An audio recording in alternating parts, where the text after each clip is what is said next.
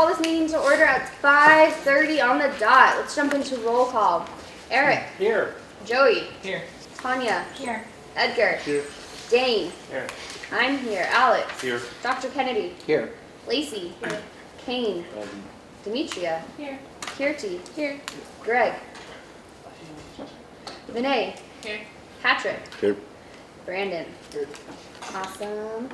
Now let's go ahead and if everyone could look over tonight's agenda, I'll entertain a motion for approval.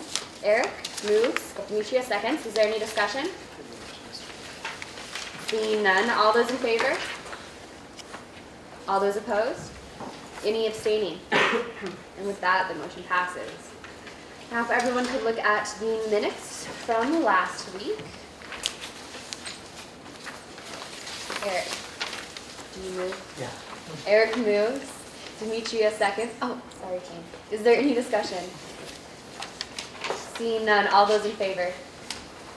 All those opposed? All those abstaining? And with that, the motion passes. Now we'll go to reports. I just have like a really small report. I just want to say congratulations to Kane and Edgar for putting on an amazing S&A fair today.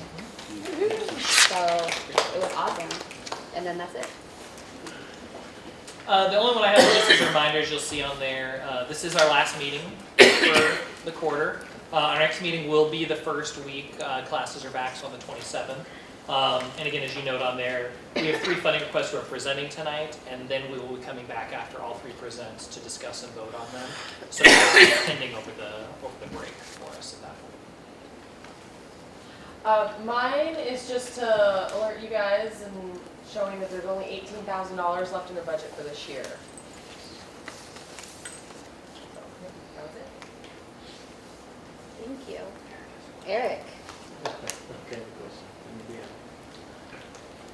Those last 3 then, oh. We already talked about it? The last? So, there are 3 that are not on the agenda that were processed after the agenda was created. Oh, okay. So we're looking at these 3 right here. Thank you. All right, now we will jump into public comment. Is there any public comment at this time? Nice haircut, Eric. Thank you. Kane. I just wanted to give like a shout out in the meeting for all the people that came to the S&A fair today. And especially shout out to Shelby, who was a blessing in the beginning because there was a lot of things going on. So thanks Shelby for being there. And then Joey and Lacey for stepping in and talking to us. Any further public comment? Seeing none, let's go ahead and go to old business. Seeing none, we will start with new business, subsection A, base funding, the minimum wage increase. Okay, so the last few weeks we've been talking about minimum wage and that impact for the base funded areas. So to get right to the chase, this is including full-time employees and then also student wages. And so the overall is actually, we'll just say $83,442. To give you guys a couple of just big picture reviews, there's definitely a lot of individual budgets that did not submit for student wages.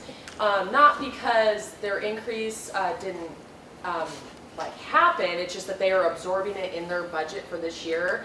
Basically with the asterisk of saying they can handle it for this year, but moving into the model that is going to be effective next January of $13.50, so that would be minimum wage going from $12 to $13.50. That is what they're reviewing right now for next year.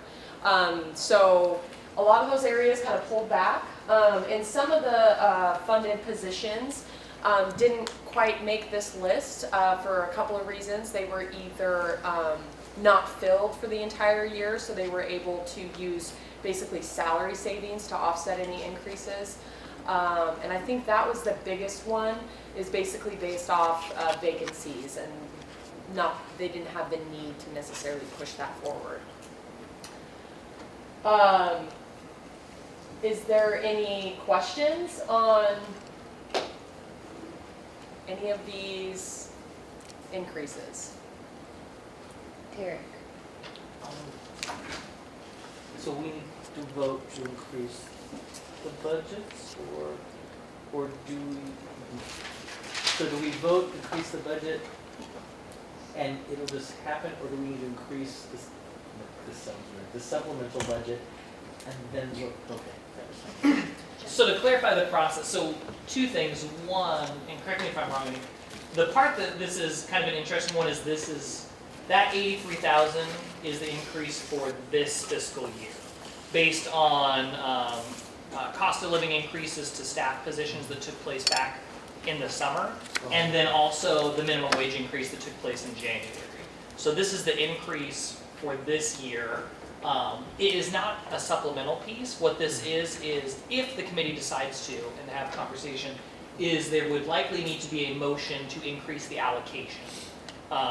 So this is increasing the allocation amounts that were in, Lacey has it kind of marked on the side of where those increases would be moving to versus where we were originally funding them at that point. So, and one thing, and I'll pick on Circuit County because that's the department that I oversee.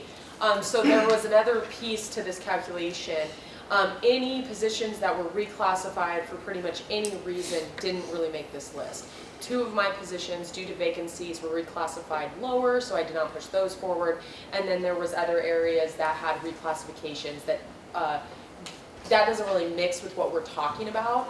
It's really like mandatory, what do we need to do for these positions? So going back to that, so there is a couple of things that are shifted in between here. It goes line by line.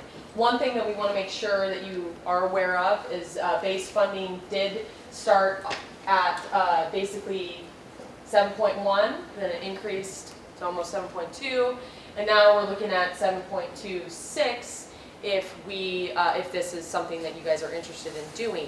One thing that I would like to put on your radar is this is getting pretty close to the amount of money that we are bringing in each year with the 7.2.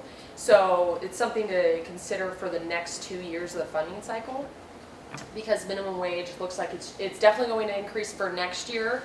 So that would be the 3rd year of the funding cycle, and just based off of that, it could potentially increase by year 4 too. By the money we bring in, is that the S&A fee? Is that Yes. what you're referring to? So would that potentially increase then here in the near future? The fee itself? Yeah. I think that's a bigger conversation. You know, and you might want to talk about the process of the S&A fee. Yeah. So it would not automatically, that would be something that the committee would likely want to have discussion on. Because if this is putting us at or just at that threshold or just over that threshold for this year, we know there's going to be an increase impact next year. We won't know what the enrollment pieces are going to be really until we're in next year to have verification. But if we were to stay consistent with the increase, then we would definitely be allocating more out than we're bringing in. So as a committee, we would want to have a conversation. The way that process works for the S&A committee is twofold. To increase, it really is, and it's all in our bylaws, again, which I'm sure you all memorized when we discussed this back in October. But it's either the committee bringing forward a request saying, based on any of these numbers of factors, we're wanting to increase the fee, or the administration. So whether that be coming from cabinet, from board of trustees, PBAC, coming and saying, we think there needs to be an increase. We would still be able to provide some insight or recommendations on our end. The parts on there, as it's written in there, is that in the past it's been tied to tuition, and that we can't increase higher than what tuition is increasing at. With our recommendations going forward, the way ours would work, if it is coming from us, is we would make a recommendation up. That would go to the PBAC meeting for them to review the recommendation. And then if they were to approve it, it would go up to the Board of Trustees, because everything S&A related is actually governed by the Board of Trustees for final approval. Is there a requirement to have a support or from the CWU also, or is that outside of the? We have it in ours that if we are going to, and if it's coming from the S&A committee, that we will get feedback. It doesn't mean it has to be approved, but we will bring it before student government to get their recommendation, which will accompany up to PBAC when it's coming from us, whether student government is in support or not of what that is. So to go back, I don't want you guys to feel like there's pressure to make a motion or to put anything through. There is time to sit down and review these things and talk in depth, and that could be something that we could do the first meeting of the quarter. If you guys feel like that is more appropriate, just to kind of say, I wanted to make sure you guys could kind of see the big picture and have your voice on what that means on your guys' end. Okay. And I just had a question, Lacey. So you said that the ones that didn't, like, that were able to absorb it to their budget for this year, they did. Is there some of them that still put forward numbers even though it could have absorbed it into their budget? I think that's where we would need to, I would prefer to have those directors, those budget owners, if you will, come in and have that conversation with them themselves. I do think that there are some people on this list that we could have a more in-depth conversation about. Because they did pull back on their student wages because they could absorb a 50% increase. But a couple of things that we need to keep in mind is that there are other positions, full-time positions that are in this list that aren't necessarily pulled back if they were here if they plan on being here the whole time, the whole year. So, I mean, if you guys think and if you guys want, I think we can set up some times to really look at these by program. Or just by group. You know, we have the rec center and then we have the student union, and that's a big chunk of them, you know, in student involvement. And so we can kind of look at that as a group up project if you guys would like, and then see if there's opportunity elsewhere to absorb it. so Patrick. Tanya. Well, Okay, Tanya, I have okay. two things maybe just for perspective. One, you guys don't have to approve this. You don't, but in concept, the S&A members, the committee members are appointed by the student government, and their role is to make recommendations on providing services to students. And all of these groups came in and pitched during the base funding about the service they'd like to provide. You would still get most of those services, but you will get necessarily less, right? Because anytime that you don't, they would have to cut hours to students and ultimately provide slightly less services. In some cases, maybe more detrimental than others. But that's what you're choosing here is a service level. Now, on the other part about are we approaching allocating out as much as we bring in, that sounds kind of scary. But the purpose of these fees is to be collected from these students who are paying them and to use them for those students. And allocating out isn't the same as saying that it's guaranteed that those dollars will be spent. And for those of you that have been around this for a while, at the end of the 4-year cycle, we sweep back any money that is unspent. And it's a big number, right? Although on a percentage basis, it's very small, but it's $400,000. That means that by and large, everyone spent, 99% of what we allocated, and we were successful. So I wouldn't be that concerned about bumping into allocating out as much as we bring in, but that's just my perspective. So we did some good stuff with the $400,000 at the end of the year. The marching band got all new instruments, the pep band. It was nice to have a little windfall. That's all I have to say.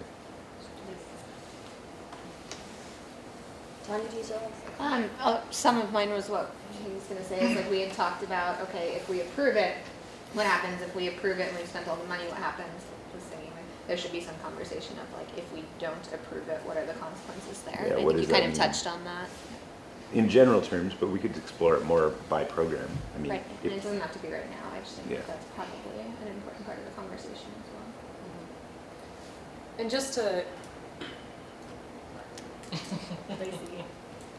I don't know how to be called on. Just to kind of piggyback on what Pat said is that, and a little bit with what Eric was talking about with the supplemental budget, this is actually not touching any of the supplemental funding. This would be the revenue that we're bringing in each year. right. So we'd still have the bucket of supplemental funding. Right. Eric.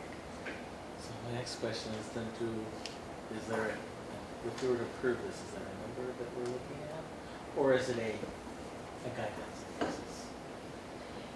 It would be, oh gosh, That's okay. okay, so it would be a number, so you guys would look at this 83,000, oh, I mean, potentially, there would be a number. And this helps me know which program gets what number. So this column here, you know, and so I think for, at least my opinion, would be to look at the big number here at the bottom, and then the rest is really just making sure I have the allocation go to the right budget, or program for this example. Does that make sense? You're giving me a Okay. So then if I made a motion, hypothetically, $83,442, I guess I just want to play a number that's kind of okay. I was just curious, thank you. Demetria. So this is just for the upcoming year. Is it most likely that these same groups that are requesting increases this next year would ask again that following year then? Eric. So my next question is, since we are anticipating through the law and the raising of the minimum wage, is it possible to have these departments look at how much that minimum wage would possess that we could also have a larger number of increasing to cover that year? Does that make sense, our question? I think so. So, yes. So what we're doing right now, that I've tasked these areas to basically compile and send back to me, is what's going to happen to your program financially with the increase to the $13.50. And instead of coming, you know, kind of towards the end of the year, I would hope that we can get ahead of the game and do that as soon as possible. Now, I don't know what the time frame, what that looks like. That's pretty complicated, and there's a lot of little areas that do need to have that extra attention. So it could be next fall, but the intent is to make sure that we're being as upfront about this as possible, especially to the S&A committee for the base funded areas. I have a question. So when does this like officially go into effect? Is it in effect already and we just have to like, that's where I'm confused. And that's what I was gonna Okay. touch on. So if there were to be a motion, that would increase the allocation for this year and moving forward. So we'll just pick on academic advising, because they're increasing by it would be an increase of $404. So the motion would move their current base funding allocation for the rest of the quadrennium, this year and next, to be 42,862 unless there were other changes that would go into effect. So this year's allocation would be 42,862. Next year would be 42,862 unless the committee came forward and increased it again. So we're, So this Eric. is money that's being spent right now. Eric. so this change that we're making is for the rest of the quadrennium, unless something else happens. Yes. But only based on the $12 an hour minimum wage for part of it, part of it. So I have another question. Maybe I'm still confused. But it's like we're looking at fiscal year 19, so January through December, right? July through Okay, June. thank you. So it starts in July. Mhm. Okay, so it's not like they've just been paying money for the past 2 months. So we are, like, yes, we're coming in after that. Okay. So, It's Okay. so this is, this right here, the 7.1 is the allocation that was approved from last year for fiscal 19, which is the year we're in. So now we're someone is proposing, hopefully not me, but now we're potentially proposing to increase the fiscal 19 allocation to 7.2. So if it's approved, then the allocation for fiscal 19 would be this. For fiscal 20, it would be this unless something changes, and for fiscal 21.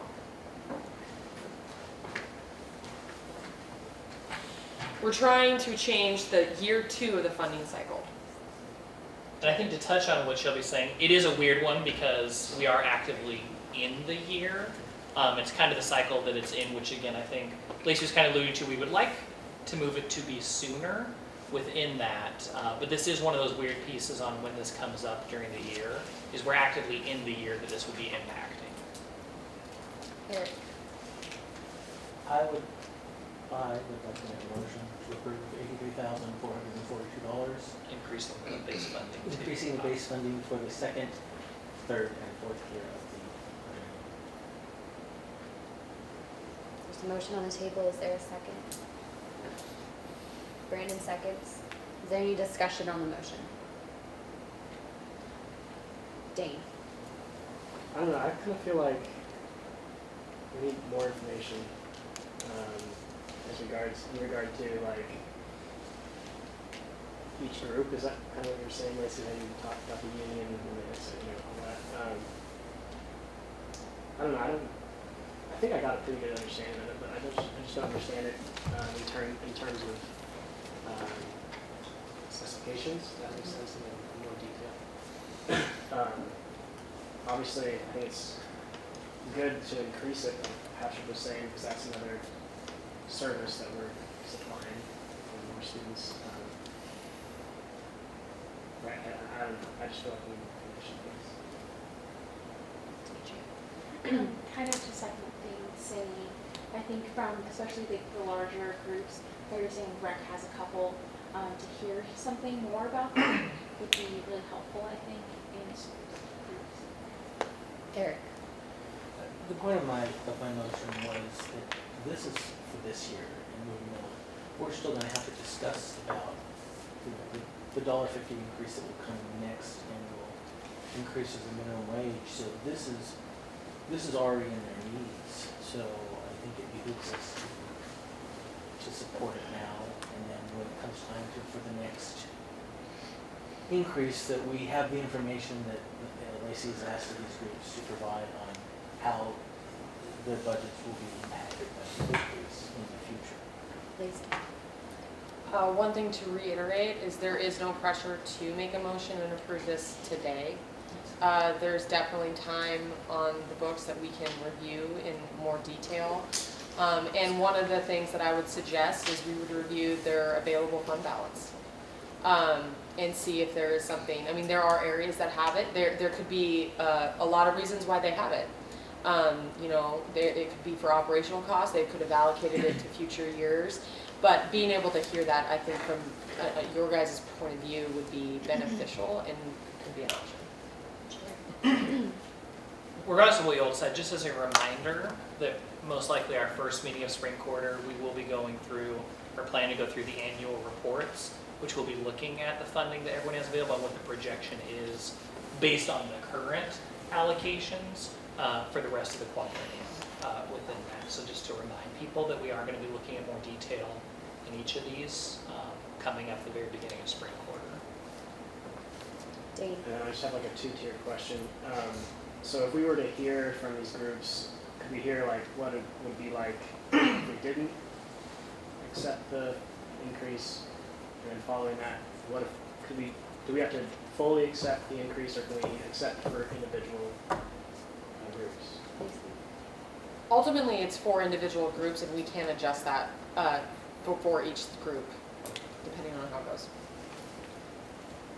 Alex? I guess that was my question. So if we were to fund this full amount, or I guess any amount in full, how would that be? Would it be allocated proportionally, or do we make a decision on how that gets allocated? Like, do we like vote on everybody individually, or do we vote as a whole, like the full 83, or can we vote like on individual? That will honestly be dependent on what the motion is. So based on your all's discussion, and I'm just going to keep picking on advising because it was the top one up there and I remember it was $404. If you all decided that based on everything we look at, you wanted to fund all of this with the exception of that, then we can make a motion to say we're moving to increase base funding by X amount with the exception of the request from advising. You don't need to go, I would not recommend that we go through line by line and do a motion for each one. Within that, I think doing it as a whole. But if there are specific ones, based on whatever information, if you all determine that either to not increase or not increase by the request amount, we would have to specify in the motion. Just a reminder as well that we are discussing on the motion that has been proposed. which is approving the full 83,442. Patrick? Well, now that you said that, I'd just suggest if you wanted information on specific ones, you just pick 3 or 4, because I don't really want to hear about $244 and make somebody march down here to tell us, right? So that seemed to be the lowest number. So then do we want to do like a half of like if you requested this much, then we want to hear from you if you requested more than that amount? Or how are we wanting to just pick the top ones? Pick the top 5, or I just wondered how we would do that then. So, yeah, Joey. To go back to what Shelby said, we're discussing the motion, just as a reminder of procedure. If you all wanted to, you all, for individuals, and this may not be where you all, right, if you choose to vote no on the motion, that doesn't kill this at the table. There can be more discussion later on, of which we can discuss how we want to go about doing those other pieces. As it stands right now, if the motion moves forward, none of that is there. If you all vote no, then we can have other discussion.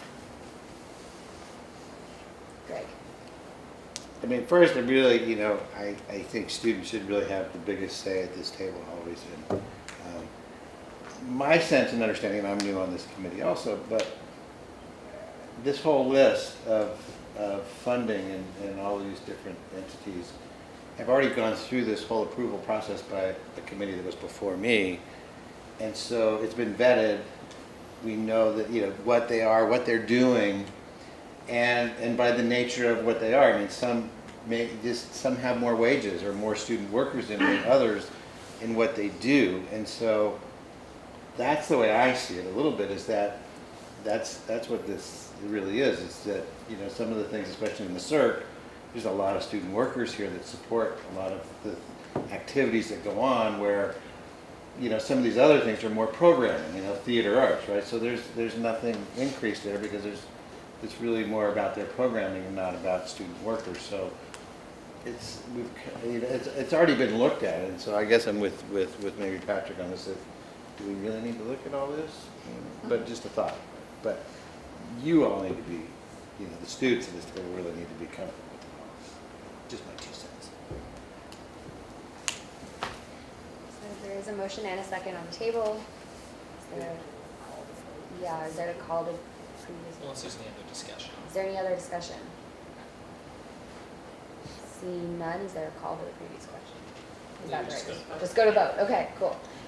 All those in favor? All those opposed? All those abstaining? All right, and with that, it's 6 to 6. Is that, no, am I right? No, Okay. because that's in favor. Same, so it's 2 to 6. Same. So that fails. We're back to this discussion. If we would like to continue discussing, right?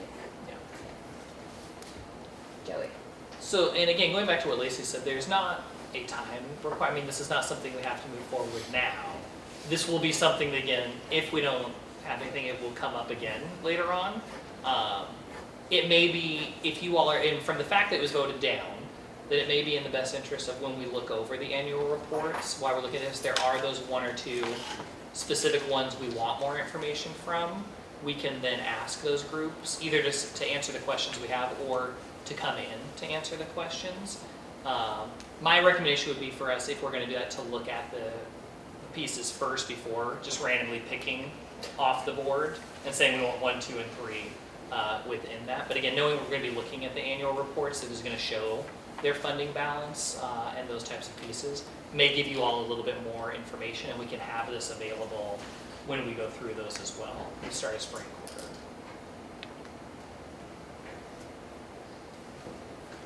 Eric? My concern all of this is if we're looking at this and then we start deciding to quantify increases that are necessary under wage increases, what's going to happen is they're going to have less student workers. And I think that's going to affect our own experiences here in this building, here on campus. And I would be remiss to go against the increases that they're asking for based on what is required by the law. So let's make sure we consider that and not come at this as, oh, we're gonna save money. And just as Patrick had said, it's better to spend it than to hold on to it. And not that I disagree, the only thing I would say just as a caveat is, that's one of the parts we want to ask them, is that's making an assumption that they would be cutting back student wages. That's fair. Some of them may have other funding that they would use to offset some of these. So again, there are some that aren't as straightforward as that, but definitely agree. I mean, as a reminder, one of the first priority of our funding as a committee is to continue supporting the areas that we base fund. So in a general sense, that is our number one priority, is to continue funding the operations of these. Doesn't mean we can't have more discussion and questions looking at that as well, but I definitely appreciate the thought.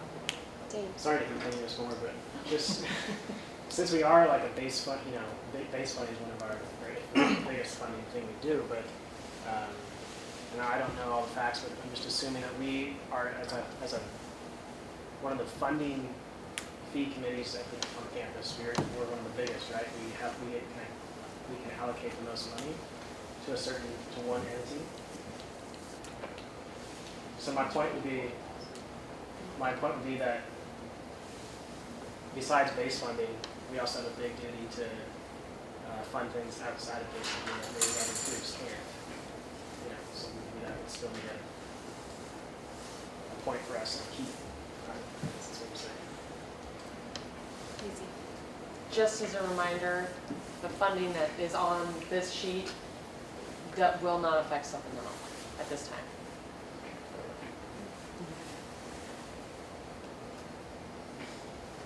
Is there any further discussion on the minimum wage increase? All right, seeing none, let's go ahead and go into supplemental funding request presentations. We will start with request 1943, the Western Psychological Association Conference from the CWU Psychology Club. I'm gonna come on up and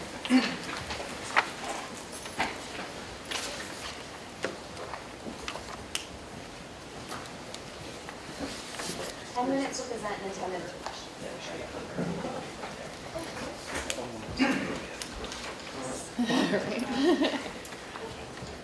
Can everyone hear me towards the back of the room?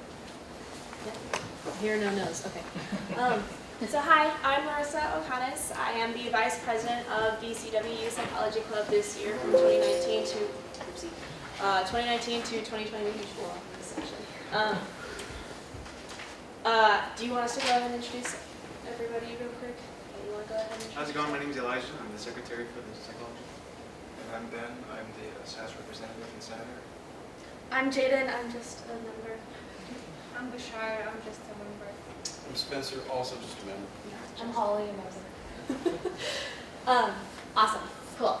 And we are here to ask for funding to go to the Western Psychological Association Conference, which is happening April 25th through the 29th, which is a Thursday through Sunday, in Pasadena, California. We'll go ahead and move forward, please. Yeah. Okay, so first of all, what is the Western Psychological Association Conference? What it is essentially a big, western half of the United States conference. All of the western states in the United States are invited to go, so it's everything from Alaska all the way over to Arizona. Everyone there is invited to come. It's an esteemed event that is nationally recognized. This will be the 99th annual conference that they've had. Each year they have different kinds of events and speakers and presentations and different kinds of opportunities. So yeah, one of the distinguished speakers that comes every single year is Dr. Philip Zimbardo. If any of you are familiar with the Stanford Prison Experiment, he will be presenting there, and he has presented there every single year for as long as I can remember, a few years now. And Dr. Elizabeth Loftus, who does pretty cutting-edge research on eyewitness testimonials. So her research is pretty relevant, especially now. Essentially, what WPA offers is networking, peer relations, especially with other schools like master's programs, doctorate programs, potential medical programs, because some psych students are also interested in that, so there is potential for that as well. And basically what we're doing is we'll be presenting research. Some of the club members, I believe there's a minimum of 6 members within our group of 19 that will be presenting research, and there could be potentially more than just those 6. 6 is just what I know of. I think there's more. But 6 out of the 19 that I know of will be presenting our own research. And then we will also be viewing and critiquing and providing feedback for other members of the psychological conference that will be presenting their own research. So getting that critical feedback and then also receiving it as well is very helpful in our, not only our presentation skills, but also how we interpret any kind of like statistical analyses, information regarding whatever studies that we're conducting. Yeah, I would just comment on the networking skills for opportunities. So I've gone twice over the last 3 years, and just every time that I've gone, I've talked to different programs in California, and Oregon, and Alaska. I'm still in contact with a few of them because I graduate this spring, and potential opportunities there. And seeing a lot of the research here has helped me actually pick my career choice of becoming a counselor. Just looking at the different research they've had on mental health stigma and some of the neuroscience there. So it has benefited me on a personal level. It's a great way to get your foot in the door, not only for your graduate or other doctorate or career programs, but also, as Ben mentioned, it's a great way to figure out what do you want to do after your bachelor's. What do you want to do in terms of seeking out a master's degree, or maybe not. It kind of gives us a better sense of direction of what we would like to do in the field of psychology after we're done here at CWU. Oh, and these are just a couple pictures of past presentations. This is mine on video game and network streaming. That was Jasmine's on pro-social behavior, so smiling. And then here's just a couple of members. This was our group 2 years ago? 2 years ago. Oh, well, I was there 2 years ago. I've been there for this will be my 3rd year going to the Western Association Conference. I'm going to go ahead next. This was us last year. It's usually a pretty small group every time that we go, maybe about 20 some odd people. But it's always a group of very dedicated students that are very committed to not only the psychology program itself, but also to potentially their future careers, just the general research and everything that goes into the psychology program in and of itself. Okay. And just to give you an idea of what an average standard day might look like at the conference, usually the day starts at about 8 in the morning. And usually the Psych-Hi presentations, so the psychology, the International Honor Society is known as Psych-Hi. They usually have their presentations very early in the morning, usually about 8 in the morning. So an average day might look like you start your day, you go to an 8:30 conflict resolution presentation, and that could be a talk, it could be a paper session where it's grad students presenting different types of research within 1 hour. It could be a short film or a movie that's dedicated to explaining all the research that they've done within the last however many odd years that they've been doing their research. It could be a symposium, so there could be lots of different variations on how the information is presented at WPA.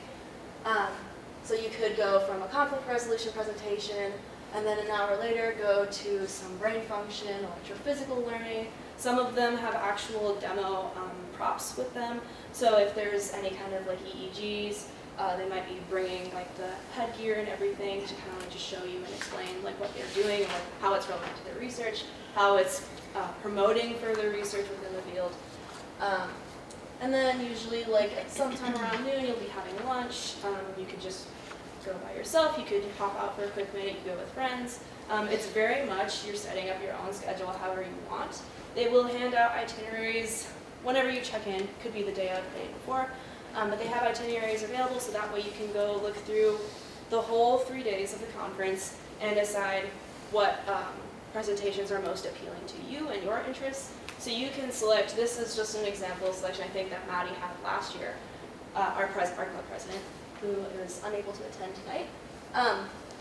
But basically you can pick out your schedule ahead of time, and there's absolutely no way that you can attend everything that you want to, because there are an overwhelming amount of options available to you on any given day. Yeah, there's a lot. There's, Pretty thick manual of the opportunities. I think in any given hour, there's at least 12 events happening per hour. So there's nothing that you couldn't fill an hour with.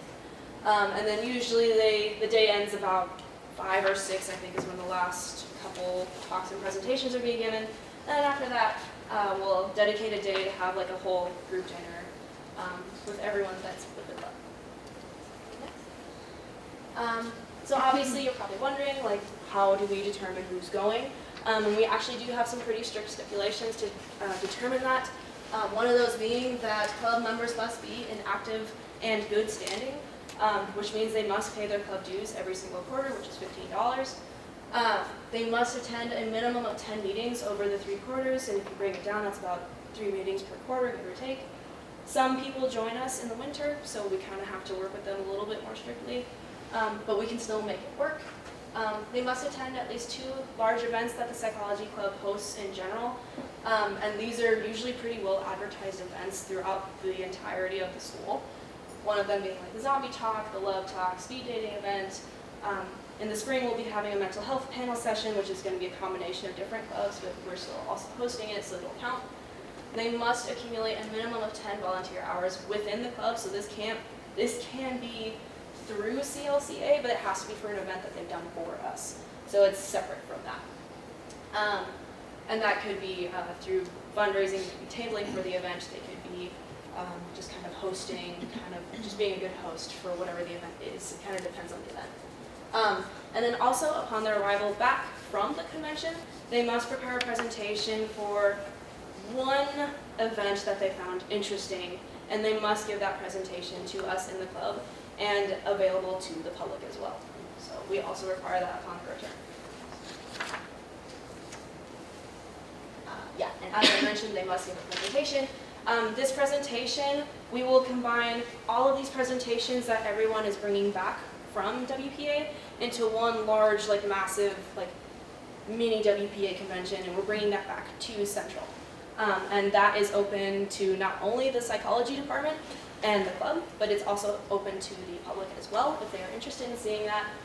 Some of the research that is being presented will also be presented as source, so that's kind of a good way to see, like, get a heads up of like what happened at WPA before source even happens. In the past, with these events that we have, there's been people who have like a poster session where they go over different things that they learned, or like they have like a speech that they would talk with people with. So there's a lot of different ways to communicate information. Sorry, we are at time for the 10-minute presentation. So if you guys have more, we can vote on extending the time or just the things that would you have? Motion to, can I just say to finish the presentation? Or do I have to give it specific time? Let's give it time. Okay, is there a second on extending 5 minutes? Dane seconds. Is there any discussion on the motion? Seeing none, all those in favor of extending the presentation 5 minutes? All those opposed? Any abstaining? And with that, the motion does pass. You have 5 more minutes. I'm so sorry, I apologize for that. This is flying by. So obviously all of you are probably wondering, what does the budget for this look like? The conference registration, it costs $75 per person, and I just want to make a note, we originally made these numbers and put this together with 20 students in mind, and since then 1 student has dropped out, so we are now currently at 19 members attending. However, the numbers will be changing, but they will be around the same for the most part. So we have to account for conference registration, which is paid per person, it's coming out of their pockets, which will change to $90 once we pass March 31st. Flights, we have to account for flights that are round trip. Gas, driving to and from Seattle, we will be driving our own cars, not in transportation provided by the school. We need to account for parking at CTAC for 3 days for 5 cars, and then also the hotel, which will be 5 rooms, 4 people per room. One of them with 3 people, and that's $200 per room for 3 nights, which is how these numbers break down, and this is the total number that we're looking at for the entirety of the conference, give or take, for out-of-pocket expenses. And the cost for the hotel, it's a bit high, but because I think we're staying ahead of the beaches, where the conference is being held at. So we're not paying for transportation to get to and from, because we could just walk there. And I do want to make a note that for the hotels, we just booked it last week, yay. So we do have a hotel, we are sleeping somewhere now, which is cool. But I do want to make a note that the way that the hotel works is upon our arrival at the hotels, we will be charging $500 to our personal credit cards in order to hold the rooms for us. And that is going on personal expenses, and that is up to the availability of credit card limits per student. So that is just something to keep in mind. That $500 will be going on somebody's credit card, at least 5 students' credit cards. Next. So as far as funding goes for our trip, we have the deposit. We require that each member that is going put down a $60 deposit, and this will help alleviate that $500 credit card limit that's being put on hotel rooms. That way we're not charging. It kind of makes that number a little bit easier on whoever's putting it on their credit card. We are actively fundraising. I should say that we have more than $200 because we just finished our Cornerstone takeover, and so we're waiting to hear how much money we've profited from that. So around $200 to $500 potentially is what we fundraised since fall quarter. That number may increase too, just because we're holding other events in the spring quarter. So. Yes, so we are actively fundraising every single quarter. We were awarded the full $1,500 from SAS last night, yay! And then we are also requesting $2,000 for Club Senate after this, and then $4,972.44, or rounded up $5,000. Next. Any questions, comments, concerns? Are there any questions? Brandon. I noticed that there's a balance in your guys' club account, and I didn't see that as like a source of revenue for you guys. What are you like using those funds for, if not this big payment? Sure. The club dues, is that what you're asking for? Yeah, it says you have like $1,852 in your club account. Can you go back there? So the club dues actually go towards, they go into this pool of funding for the budget. So it goes into this part of the conference registration. So that's what this $1,800 is going to? Yes, yeah. The club dues is also to ensure that they are considered in good standing with the club, which is part of the stipulations of being considered to go.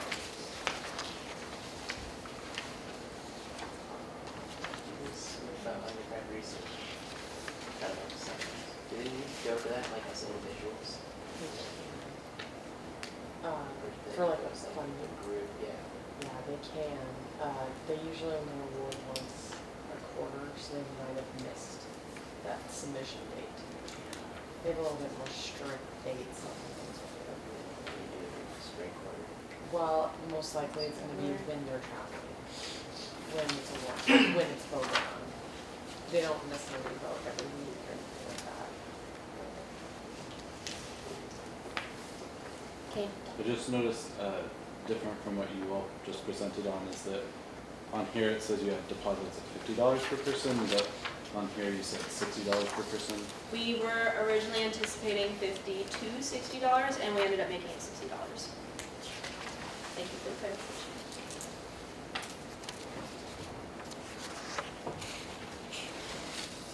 Are there any further questions? Seeing none? Seeing none? Okay, we'll be voting on this in Thank you. So next up is supplemental funding request 1944, the Northwest Anthropological Conference from the Anthropology Student Association. I can figure out how to work this. I apologize that my club couldn't be in attendance tonight. We actually also had a general meeting tonight, so it's just me. I'm Nick Harkins. I'm the president of ASA, the Anthropology Student Association, and also the staff senator at this time, and we're requesting your agenda might say $400. That was from an old funding packet. It's actually $150.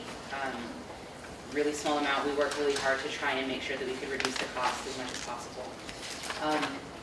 So who we are, the Student Association, we serve the Department of Anthropology Museum Studies. We're one of 2 clubs. Anthropology, or Museum Studies also has their own club. We want to educate people in anthropology inside our department and outside the department about anthropology, what that looks like in the world around us. We have bi-monthly club activities. We try to make those anthropologically and career focused. So tonight we actually had a faculty speaker talking to anthropology students about what actual jobs in the future will look like for anthropology students. And then we are doing regular fundraisers for club activities, especially NWAC, because that's the one that we attend every year. So where we're going is the Northwest Anthropological Conference, known as NWAC. It's being held in Kennewick, Washington this year from March 20th to March 23rd. This is an event that we attend every year. It's something that a lot of our students go to. A lot of the presentations are on anthropological research that's relevant to our local area. So cultural anthropology and archaeology are the two really big ones that we talk about. And then a lot of that is conversations and presentations about anthropological topics that are important to our area. So outside of research, also just larger professional conversations that are happening around what our field looks like and the practices that we maintain initiatives like this. So we're taking 6 students, 4 of us are undergraduates and 2 of us are graduates. The requirement that we had to attend was that you had to come to 2 of our club meetings. You had to help with 2 of our fundraising events, and you had to pay for your registration out of pocket. The early access registration, which expired, I want to say a week ago, was $40, and now it's $45 for students. So 3 of us are going to be presenting. I'm going to be presenting 2 poster sessions with graduates, and then the 2 graduates will also be presenting a poster each. We'll be there attending poster sessions, attending presentations and lecture sessions. Some of our advisors will be there to guide us on activities that they think that we should go toward to make sure that we're attending things that are relevant to our academic interests and our research in the future. And then of course we're developing professional connections for research. And for anthropology, this is especially important because every time you want to do a research project, your advisor kind of goes, okay, who else is doing that research project? And then you try and pull everyone you can together. So this is kind of how we make research happen, is by having these connections. This is our budget. We really tried to cut it down as much as possible. The 2 grad students are using the funding that they're allocated for presenting to help pay for travel expenses, so we're going to be driving ourselves. We chose a hotel that was down the block, so it was about $80 a night, significantly cheaper. And we're only taking 2 hotel rooms because 2 students decided that they would pay for their own hotels so that it wouldn't come out of our club costs. So we're providing $276. We fundraised almost all of that just this quarter. And then we're asking for $150 from S&A and $150 from Career Services to cover just the cost of the hotel at $575 for the 3 nights that we'll be there. And then the out-of-pocket expenses are going to be the travel, the registration, and it says food. That also means some of the professional opportunities available there are like attend this banquet while someone talks. And if we ever want to go to any of those, we're paying for those ourselves as well. Questions? Any questions at this time? Yes.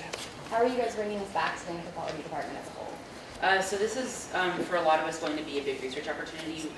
We're being guided by our advisors specifically on people that we can work with, and actually some of those people that we are considering working with might become, I'm not going to remember the term for this correctly, but basically temporary faculty at CWU to help students engage in future research. So a discussion that I was having with faculty just recently was we've talked to 2 researchers about 6 different student research projects recently, to the point that we might just ask them to come work for a while and provide their expertise to the CWU Anthropology Department in being able to create really high quality research for the field. Any further questions? None, thanks, Nick. Yeah, I do, so I can go for my document there. Thank you so much. All right, now we will move. Now we will move on to supplemental funding request 1945, the somewhere in between Borders and Borderlands Conference. Hey everyone, thanks first of all for giving me a minute to come and talk to you about my presentation. My name is Weston Morrow. I'm a graduate student in the English Literature program. I'll be presenting a paper in April at the Somewhere in Between Borders and Borderlands Conference, which is in London, England. So the conference itself is organized by the London Centre for Interdisciplinary Research, and it's hosted at Birkbeck University of London. And this right here is just the brief overview provided by the conference on sort of what it is about itself. I apologize for the British spellings of words like analyze, which bugged me, but I figured for verisimilitude we'd leave those in there. I can open these links too as well if you're interested in seeing the program on the conference or anything like that. But broadly speaking, the conference is discussing the role of borders in society, and it tackles this through a number of disciplines, right? So there will be presentations from philosophers, PhDs in English, as well as things like, or people like architects and civil planners. So it's really tackling this concept, the way that borders affect culture through a number of fields. And so this is a good chance for me, since a lot of my own work deals specifically with the notion of borders as they manifest culturally, but also through literary texts, right? So the way that in novels and poetry, the notion of borders, not only between countries, but between people and groups, manifest in texts. So my paper at this conference focuses specifically on work by Judith Butler, the gender and queer theorist and philosopher and critical literary scholar, and it takes that research of Butler's which deals with the way that we interact with others and the way we border ourselves from other human beings. And it takes that and applies it more broadly to Solmaz Sharif's poetry. Solmaz Sharif is an Iranian-American poet, Stegner Fellow at Stanford University, and her debut poetry collection, Look, was released in 2016. It was sort of one of the most acclaimed poetry collections of the last few years, but because it's so new, there hasn't been a lot of critical theory written about it. So this is a good chance for me to sort of create some of that work and put some of that work out there that hasn't existed yet.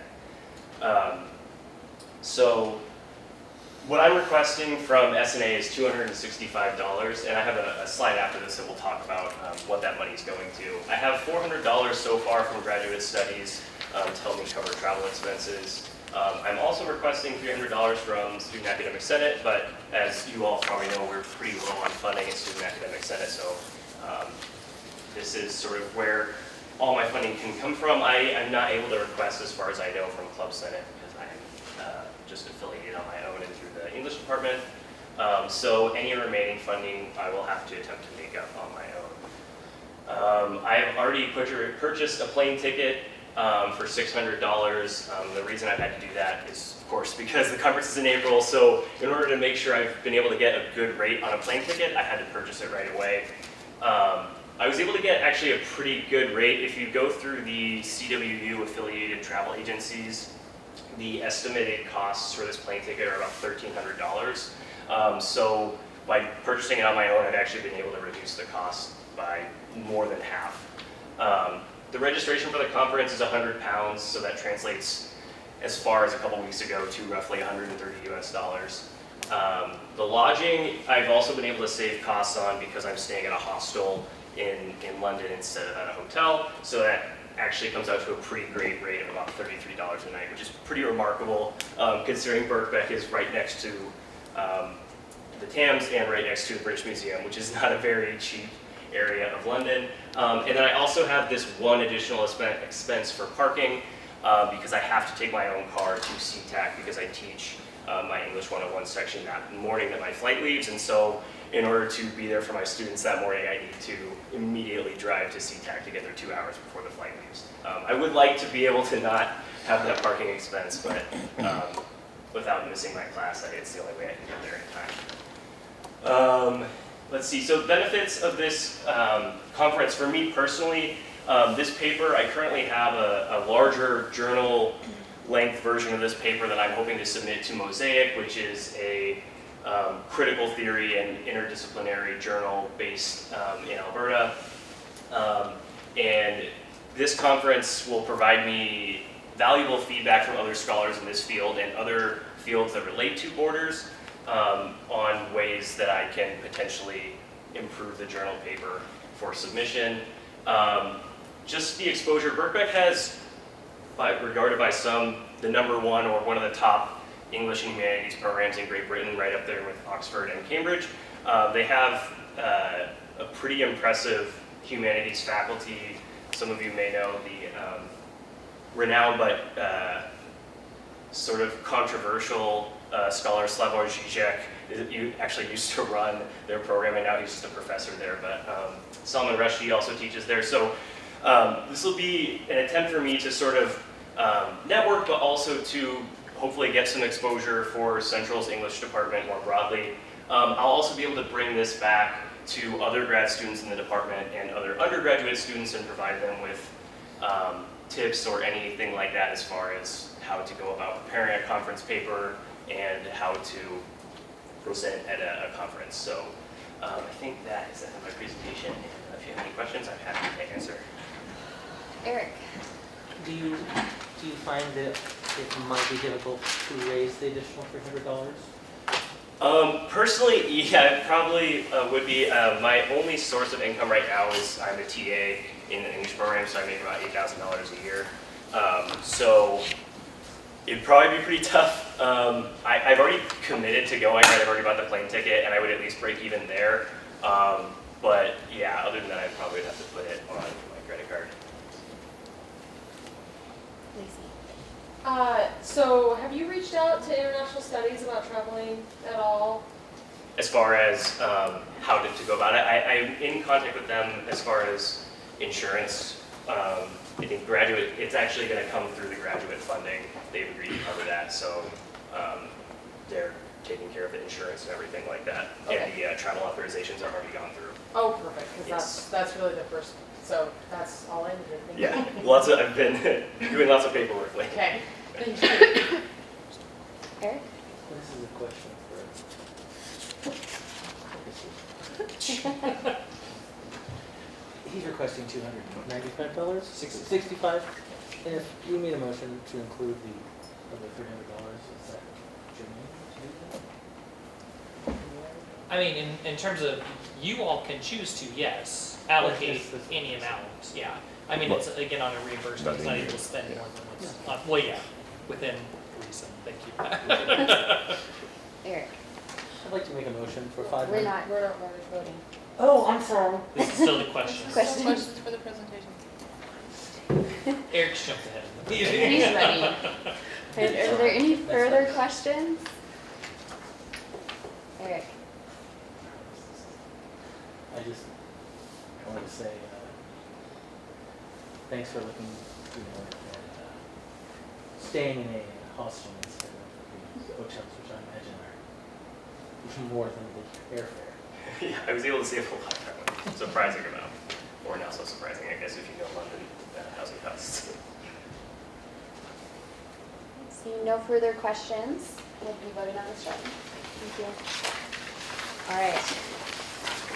Now let's go ahead and jump into subsection C, supplemental funding request voting. We will start with request 1943, the Western Psychological Association Conference. Table's open for discussion. Eric? I'd like to make a motion to approve the full $5,000 for the 1943 Western Psychological Association Conference. So Eric moves, Dane seconds. Is there any discussion? Eric? I just want to say that I like to see that they have the stringent rules on who can go, and the participation that all the members have to do to go to this event. I think that's very important. They've also contributed, as we say, skin into the game. And not that I'm saying in favor or not, since I'm neutral, but I would like to point out the amount they're requesting and the number of students. I mean, it's a pretty large amount of students going to this conference. Is there any further discussion on the motion? All right, all those in favor of approving the full amount? All those opposed? All those abstaining? With that, the motion passes. Now we will talk about request 1944, the Northwest Anthropological Conference, or NWAC. Kane, I'd like to move to allot $150 for request of the board. Alex seconds. Pick someone new. Is there any discussion on the motion at hand? Seeing none, all those in favor of allotting $150? All those opposed?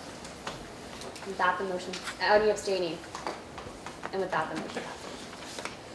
Now let's talk about 1945, the somewhere in between the borders and border, Eric.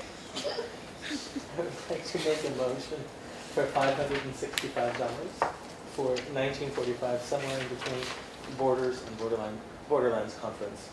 Kane seconds. Is there any discussion on the motion? Brandon? I think we should, I like the idea, but I think we should kind of like amend it so it's whether he gets the funding or not from SAS. Is that a motion? Amendment to your motion? Ah. I move it. So, Brandon? I move to amend the previous motion of $565 that we allot that extra $300 if it gets approved or not from SAS. If it doesn't. Yeah. Okay. Demetria seconds the motion. Is there any discussion on the amendment of if it is not approved by SAS, we allot $500 and $60, the extra money? Any And discussion? to clarify that if it is approved, we allot the $265. Okay, is there any discussion on the amendment? Seeing none, all those in favor of the amendment? All those opposed? Any abstaining? With that, the amendment passes. We are now back to the original motion with the amendment attached. Is there any discussion on the original motion with the amendment? Seeing none.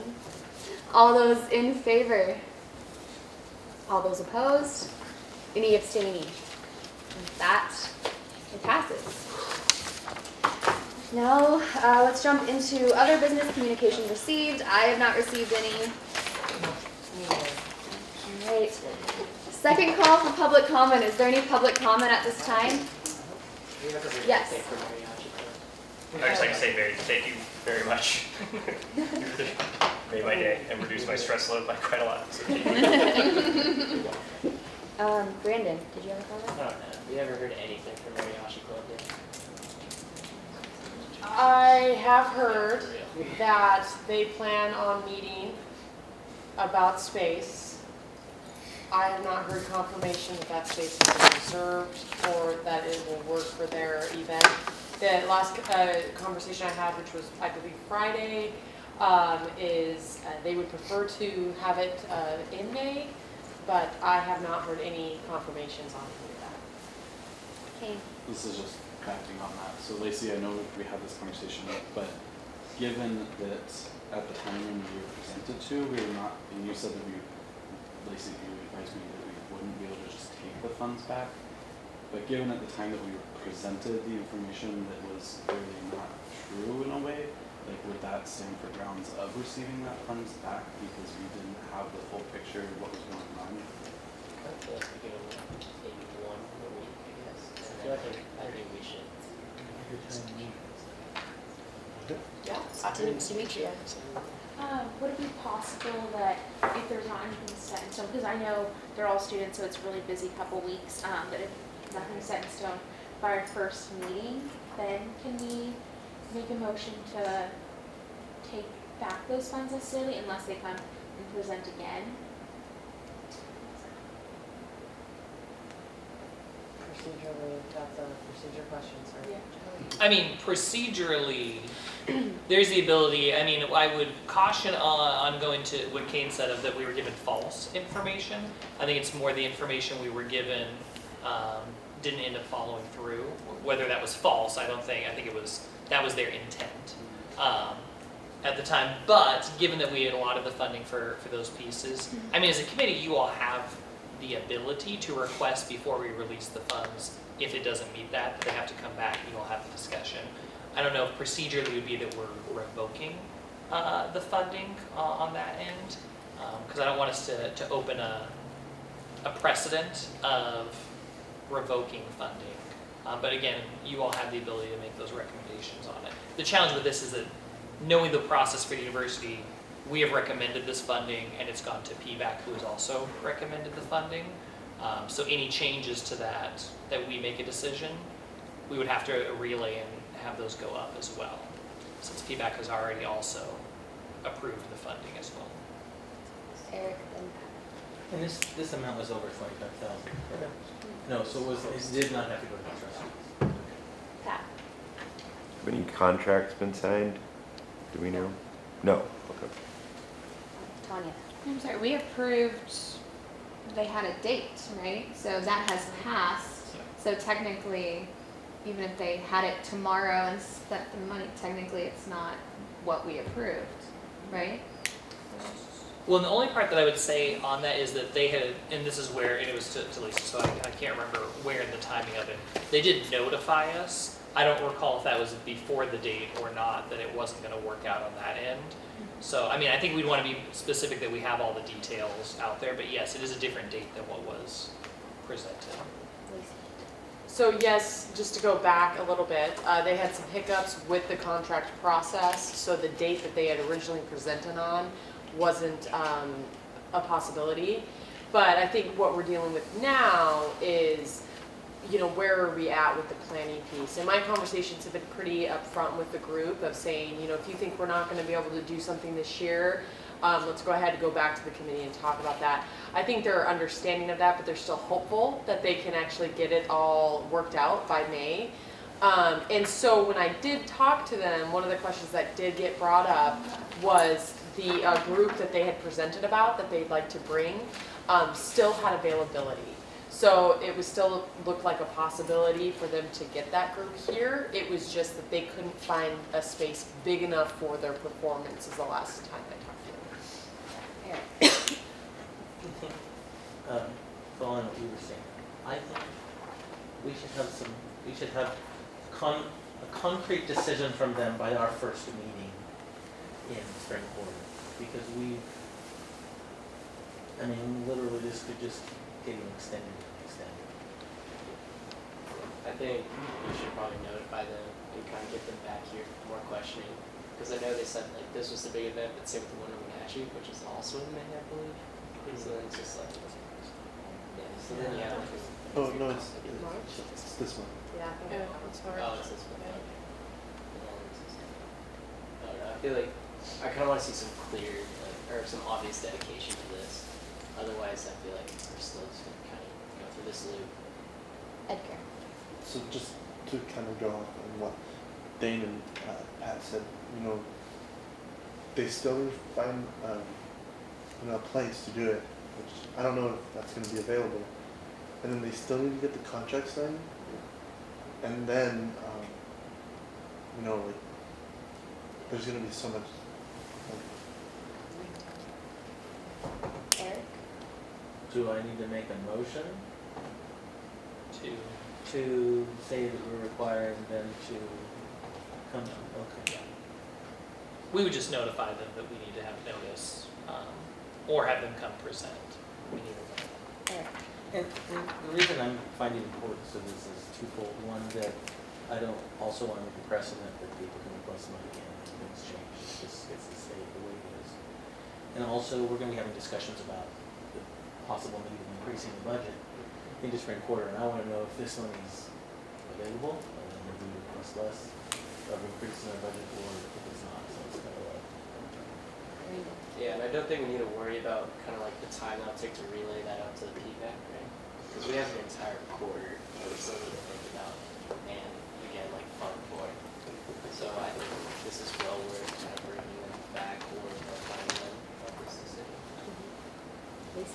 And just, you know, I don't want to get your guys' hopes up, so don't, you know, you just bring it down a little bit. But my team right now is going through and reconciling all of the funding packets that have come through the last 2 quarters. And if there is funding left on the table and if that's going to roll back, that would be reported. We're working on that during spring break, so the first meeting we'll be able to provide that to you. So that I can kind of loop that into that funding packet, and I will let you guys know what that communication looks like. But just to keep in mind that they are reviewing those packets, but a lot of them are happening in late March and April too. So it's probably not going to be woo, but it'll be something to go into spring quarter for. So what was that? Not doing it again. If you want to watch it, you can watch it on YouTube. Yeah. Any further public comment? What'd you write down for that name? All right. Is there a motion for adjournment? Eric moves, Kane seconds. Is there any discussion? Seeing none. All those in favor? All those opposed? All those abstaining? And with that, we are adjourned at 6:45. Good job tonight.